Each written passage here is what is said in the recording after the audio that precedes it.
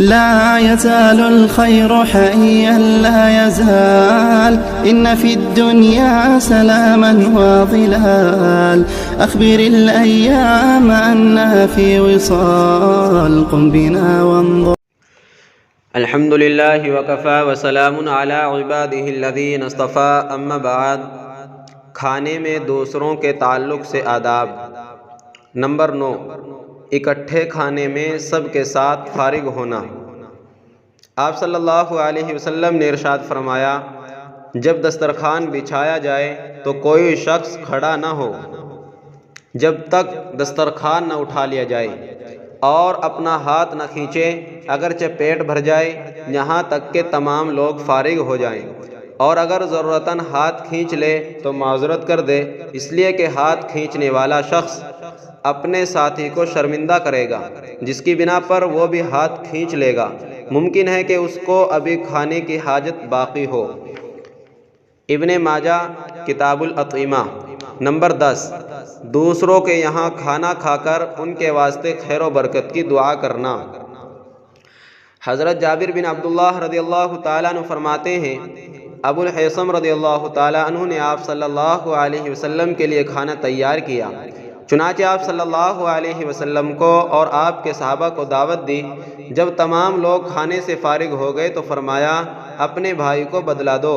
صحابہ نے عرض کیا، اس کو بدلہ دینا کیا ہے؟ تو آپ صلی اللہ علیہ وسلم نے ارشاد فرمایا، جب آدمی کسی کے گھر میں داخل ہو اور وہ اسے کھانا کھلائے اور پانی پلائے تو اس کے لیے دعا کرو، یہی اس کے لیے بدلہ ہے. ابو داؤد شریف کتاب الاطعمہ. نمبر 11، کھلانے والے کو یہ دعا دینا، اکل طعامکم الابرار وصلت علیکم الملائکہ وافطر عندکم الصائمون. دوسری دعا، اللہم بارک لہم فیما رزقتہم فاغفر لہم فرحمہم.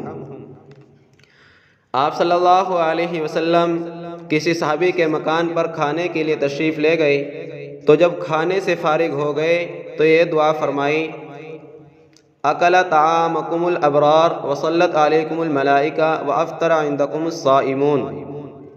ترجمہ، تمہارا کھانا نیک لوگ تناول فرمائیں اور فرشتے تم پر رحمت بھیجیں اور روزے دار تمہارے گھر افطار کریں. ابو داؤد شریف کتاب الاطعمہ. اللہ کے نبی صلی اللہ علیہ وسلم نے حضرت بشر رضی اللہ تعالیٰ عنہ کے یہاں کھانا کھانے کے بعد ان کی درخواست پر یہ دعا دی، اللہم بارک لہم فیما رزقتہم فاغفر لہم فرحمہم. ترجمہ، اے اللہ تو نے انہیں جو رزق دیا ہے اس میں برکت عطا فرما، ان کی مغفرت فرما اور ان پر رحم فرما. مسلم شریف کتاب الاشربہ. نمبر 12، دعوت کھانے کے بعد بلا ضرورت دیر تک بیٹھے نہ رہنا. قال اللہ سبحانہ وتعالی فَإِذَا طَعِمْتُمْ فَانْتَشِرُوا. اللہ سبحانہ وتعالی کا ارشاد ہے، پھر جب کھانا کھا چکو تو اپنی اپنی راہ لو. سورۃ الاحزاب.